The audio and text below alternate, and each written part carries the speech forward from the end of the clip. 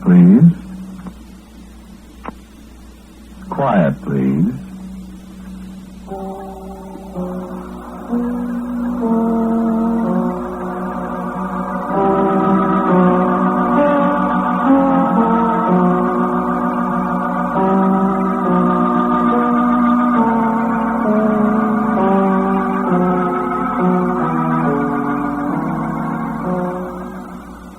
Broadcasting Company presents Quiet, Please, which is written and directed by Willis Cooper, and which features Ernest Chappell. Quiet, Please, for today is called The Little Morning.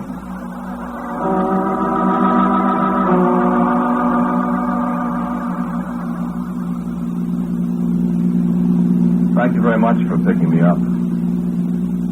I didn't thank you before. It's very good of you to pick me up. That's all right.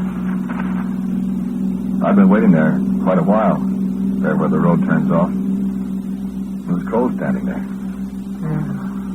It gets cold at night here, especially by the ocean there. I was going to start walking. Couldn't remember where I was for a while. All I knew was I was cold. Then I was just about to start walking and you came along. Long walk up over the canyon. I never walked it before. Always drove in my car. Long walk. I guess it is. Yeah. A nice car you've got. I like it. I used to have a car. Yeah? Dodge convertible. They're nice. Yellow with white sidewall tires. Very pretty. I used to have a yellow car. Yeah, they're nice. If you're cold, there's an old blanket there in the back. Oh, I'm all right. Thanks. Must have been quite a party. Party? Weren't you coming from a party? No, not me. No, no party. Thought maybe you were walking back from Malibu or something. Oh, no. Live over in the valley? Me? No, Pacific Palisades. That's my home. I used to know a fellow lived up there. Toledo Drive, is that right?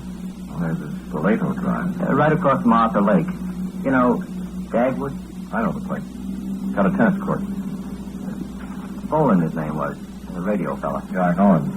My place was kind of up above it. Napoli Drive. I don't know it. Lantana on the lawn, purple flowers, you know. Is that what they call them? Yeah. You in pictures? I used to be. Thought you looked kind of familiar. What's your name? Scott. Scott? Francis Scott. I don't recall the name. Funny. Does seem kind of familiar, though. Thinking of Francis Scott Key wrote the Star Spangled Banner, maybe. Oh, yeah, sure. Don't up in the valley. I live in Woodland Hills, Crespi Street. I'll drop you off at the boulevard, though, if you want me to. Thanks. I'm not going that far. Thanks. You know? No, just up this side of the Topanga post office, where old Topanga Canyon turns off. I could take you down that way, I guess.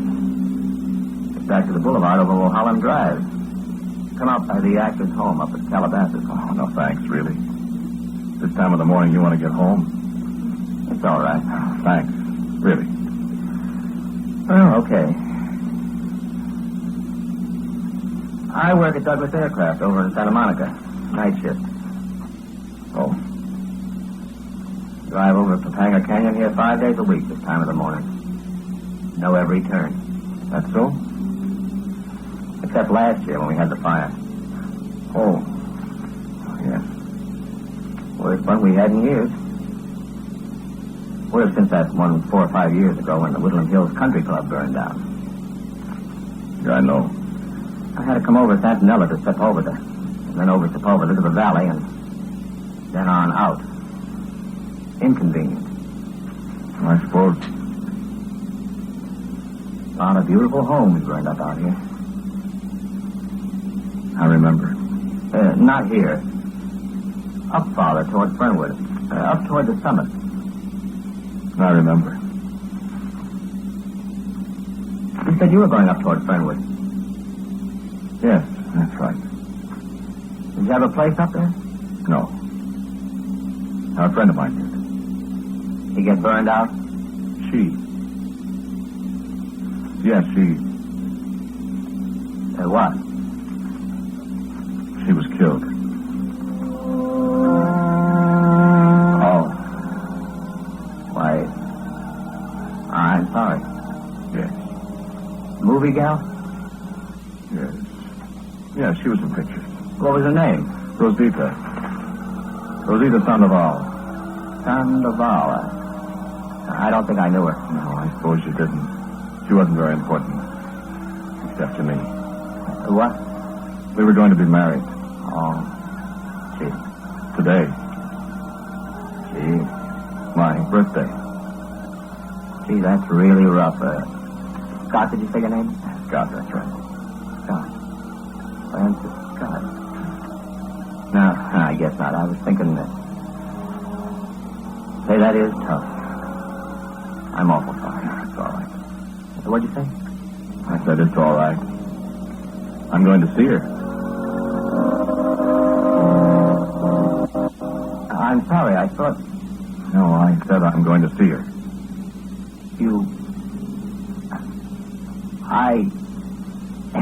She'll be waiting for me at the cabin. Don't you see? It's my birthday. But you said she...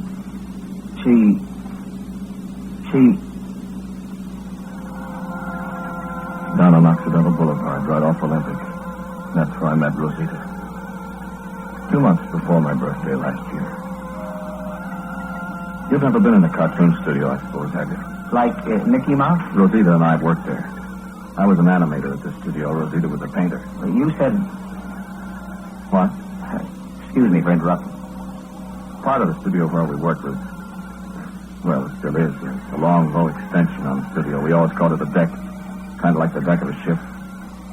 My office was next to the end, next to George's. Then was Arnold's office. Then Rosita's. Animators, well, they don't usually have much to do with the inking and painting department.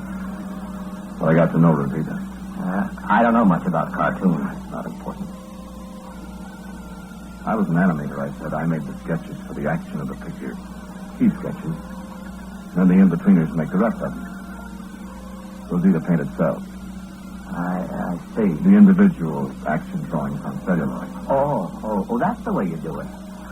I always wondered. Well, that's why I don't think I recognized your name or hers in pictures, see? Vaguely familiar, though. So I used to get my name on the credit cards at the beginning of the picture. You know, you see them. Story by George Gordon, animation by Arnold Gillespie, animation by me sometimes. Art direction by Bernie Polifka. Said your name, Francis Scott. Guess maybe that's where I saw it. On a title card. Credit card. Credit card, I mean. These cell painters don't get credit, is that it? Hardly ever. Rosita used to talk about someday she was going to see her name on the screen. Art direction by Rosita Sandoval. That's where I've seen your name, all right. On credit card. You said you're this Miss Sandoval, is it? She got burned to... She was in the fire up here in Topanga last year? Yes. She died. Huh. I remember my birthday last year. With Rosita. You warm enough? Gets cold along here this time of day. No, I'm all right, thanks. Got a half pint in the glove locker here if you... Oh, no, thanks. If I'd see Rosita in a little while, I wouldn't want to... You know. Yeah. Going to see her. She, I mean, they bury her... I mean, up here in the canyon? Beg pardon? Mean you're going to, visit her grave? Oh, no. No, I'm not going to visit her grave. No, I'm going to see her. Well, you said she... It's my birthday today. I see. It's starting to get light. What? I say it's starting to get light. It stays dark down here in the canyon, but the sky's getting lighter. Morning. Oh. Yeah. Sun will just be coming up when we get up to Topanga post office. Yeah, just about. Daylight saving, you get light an hour later. Stays dark a long time down the canyon. That's right. Say. You said you were going to see her. That's right. But I remember my birthday last year. First birthday Rosita and I had together. That was my birthday, I mean. Is that so? We went down to Olvera Street. You know, the Mexican street down in L.A., down by the old plaza. She Mexican? I mean, was she Mexican? Way back, several generations. You know how it is in Los Angeles. Mexican names, Sepulveda, Bandini, Carrillo. I think they came from Guadalajara. You ever been down to Olvera Street? Funny. I've lived here 12 years, ever since we moved out from Crookston, Minnesota. Never been down there. Heard a lot about it, though. Funny. I've got a friend who lives in New York, 18 years. Never been to the Statue of Liberty. Right there in front of him, never been there. Like me. Olvera Street's a pleasant place. Like a street in old Mexico in the spring night. Mariachis singing songs, guitars, singing Rancho Grande, Ay Jalisco, Cuatro Vidas. Mexican songs. Old Jose Herrera's candle shop. The wishing well where you throw pennies in and make a wish to come back. And all the smells. Yeah, I bet. Oregano, chili, saffron. I like Mexican food all right. We went to La Golondrina. Restaurant, huh? It's in the oldest place on Olvera Street. Built as a wine cellar when Olvera Street was just a ditch. Wonderful old place. Great food, atmosphere. Not a tourist trap at all. Waitresses, the waiters sing for you. They dance the jarabe, tapatia. Half dance. Yeah, I know. I've seen it over in Canoga Park. You ought to go there sometime. You married? The wife and I don't get out much. Working nights, you know how it is.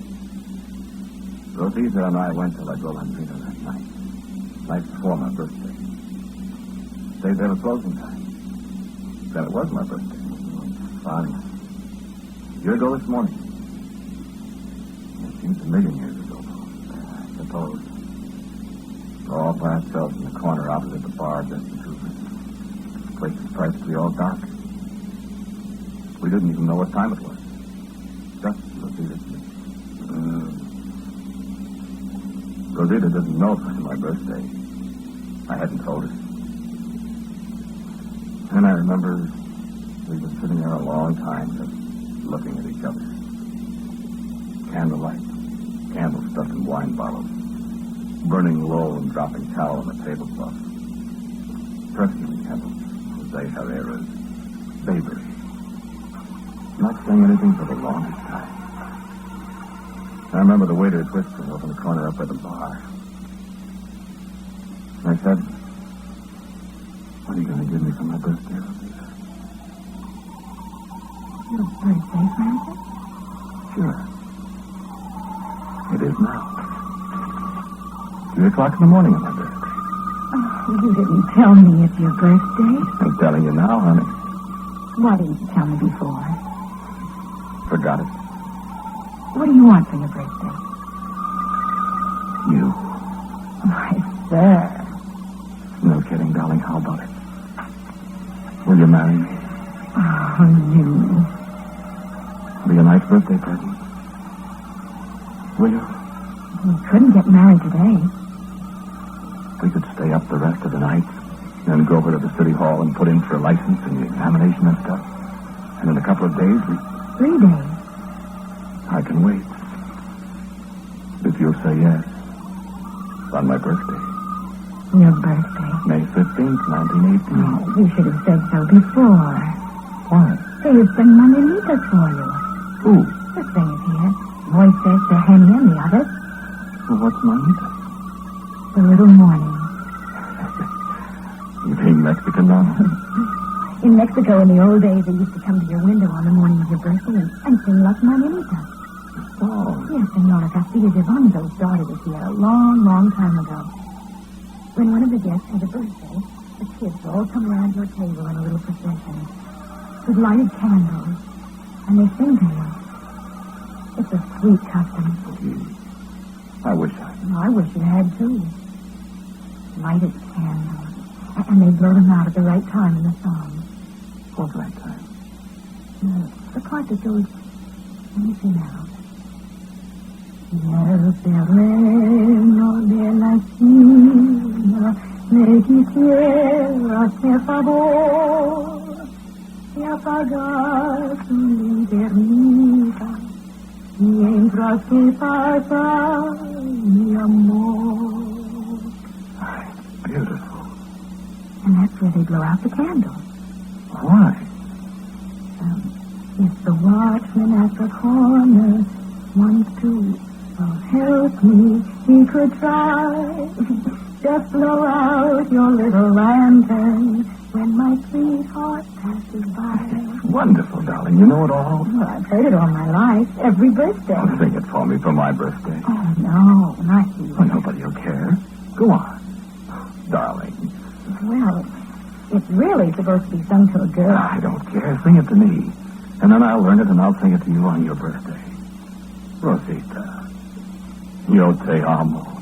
Ay, querido. Yo te amo. Estas son las mañanitas que cantaba el rey David, pero no eran tan bonitas como las cantan aquí.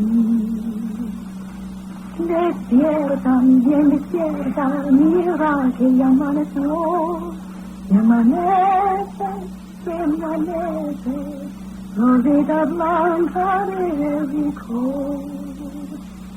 Despierta, bien despierta, mira que ya amaneció, ya los pajarillos cantan, la luna ya se metió. Qué bonita mañanita, como que quiere llover. Aquí está la mañana, cuando empezó a querer.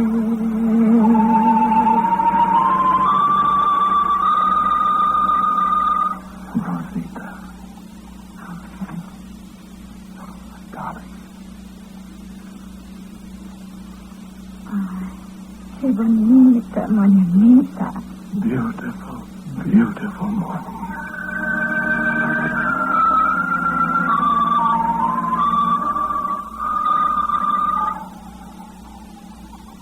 Beautiful morning. No, we didn't get married on my birthday. I've always regretted that. You didn't get married at all? No. The summer went on and we had so many plans to make, so many things to think of, so much to do. I've regretted it. I know. It's a beautiful song. That Margarita. Beautiful. I don't understand Spanish, but the tune's pretty. It's all about the beautiful little morning, the birds singing, and the moon hiding its face. Kind of like it is now. Mm-hmm. We made a little agreement, Rosita and I. Every year on my birthday, she'd sing Margaritas to me. Every year, she said. So we'd remember that morning. Cuando te empecé a querer. When we began, That was kind of a tough break, huh? Yes. Yes, it was. But today, What's that thing? what thing? Flower? Oh, this. Like the Jericho Rose. What's the Jericho Rose? I never heard of it. Remember in the song? The part about Rosita Blanca de Jericho? I don't understand Spanish. We used to laugh about how the song was for us. Her name, you know, Rosita. Little Rose. Little white rose of Jericho. The words were in the song all that time, and then Rosita is. You see. Very nice. For her grave? Grave? Oh, no, not for her grave. For her. Oh? You don't know about the Jericho Rose. See? Looks like a little ball of leaves. Spiky leaves. All wrapped up in a little ball. Yeah. When it blossomed, it's white. Little white rose. This one's all dead now, like... It's not dead. It'll be all right. It'll live again. For Rosita. Oh. Has another name, the Jericho Rose. Called the Resurrection Plant. Oh, I guess maybe I've heard of that. The blooms come from Syria originally. Blooms, then after a while it withers. You think it dies. Dries up. Curls up in a little ball like this. Stay that way for years. But you just put it in water. After a little while it uncurls. Comes right back to life. Lives again. Just like it was. That's so? That's funny. Rosita Blanca they had it to. That's what you called your girl. Rosita. And we're pretty close now, aren't we? A little way yet. You sure you don't want me to take you over on the boulevard? You can get some breakfast. I've got to meet Rosita. Uh-huh. My birthday. Remember? I remember.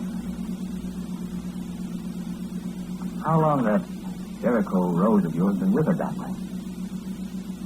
Since the 4th of November last year. Wait. That was the day of the fire, wasn't it? It was on a Thursday, I remember. Rosita called me at the studio and she said she was going up to the place up here at Topanga to get some things and to lock the place up. Said the rains would be starting before long and there might be landslides up here and the roads might be closed. When it rained, she didn't like to drive up here on these twisty roads. She thought maybe it would rain soon. Didn't rain for a long time last year. That's right. But we didn't know that on the 4th of November. So she came up here all by herself. I didn't think anything of it. I was going to meet her at Eaton's there near Laurel Canyon, and we were going to a movie. See a preview of Norman Foster's new picture. Then I was going to take her home. When did you hear about it? About 4 o'clock. Arnold came into my coop there on the deck. Arnold had a little radio in his room, and he said, "Hey, Francis, there's a big fire up in Topanga Canyon." I said, "Is that so?" He said, "Yes." He said, "I hope Rosita's all right." Oh, I said they have brush fires up there every year, you know. That's right. I remember one in 1938. I said, "She's all right. She's out of there long ago." And he said, "Francis, I'm scared from what they're saying on the radio. The thing's getting out of control. And, well, Rosita will call me," I said, "as soon as she knows about it, so I won't worry." He said, "I hope so." And he went back into his office. I was working on some minute movies, some commercial. After a while, I got a little bit worried. I got all mixed up on the drawings. So I went into Arnold's room and listened to the radio. George was there, and Chuck, and Rudy. We listened. It sounded pretty bad. Then John came over from the office, and he said, "That sounds like a bad fire up there in Topanga. Is Rosita all right?" Because he knew she'd gone up there in the morning. I said, "Oh, she'll be all right." And John said, "Well, I sure hope so." I saw Rudy shaking his head, and I said, "Oh, cut it out." I walked out. I couldn't help it. I walked right into the inking and painting department, and all the girls were kind of looking sideways at Rosita's drawing board. And I walked over and looked at it, too. This was on the board. What? This rose. This rose of Jericho. I glanced at it in the morning, and it was so pretty. Little white flower. Happy little white flower. And when I looked at it around 5 o'clock, it was all withered up. Like it is now. What did you... My heart just stopped. I couldn't say it. It was like... It was terrible. I ran out and got into my car, and I drove out of Lincoln through the afternoon traffic. I wonder I didn't hit somebody or get arrested. Well, I got on a shortcut I knew, and I went out Ventura about 70 miles an hour. County fire trucks were all over the place. I could see the smoke. I remember. When I got up to Topanga Canyon on the valley side, they stopped me. And I never did get up there. Then, they never found Rosita. That's tough. That's tough. I nearly lost my mind. knowing you the story. But it's all coming out all right this morning. Look, I mean... Sure, my birthday. Rosita said she'd sing lots of mañanitas to me on my birthday. Hell, we're almost there. Right up ahead there, please. Look, Francis, can't I drive you on to... No, I'm going to meet Rosita. Yeah, but I wish you'd... Look. What? The Jericho Road. See? It started to turn green again. It's opened up. See? But what... I mean, how... The water. I told you, remember? What water? Stop right here, will you? Here? That's that. Listen, fella, you don't really... Of course. Thanks very much. Look at the road. Why, it's starting to bloom again. Of course. The water I told you. Look. How did it get into the water? The ocean down there where you picked me up. Wait a minute. Now I know where I knew your name. I read about you in the paper last night. I read about you. I read how Francis Scott, age 31 of Pacific Palisades, California, Was drowned in the ocean off the foot of Topanga Canyon. Of course. How else could I possibly meet Rosita? You see? Rosita! Rosita!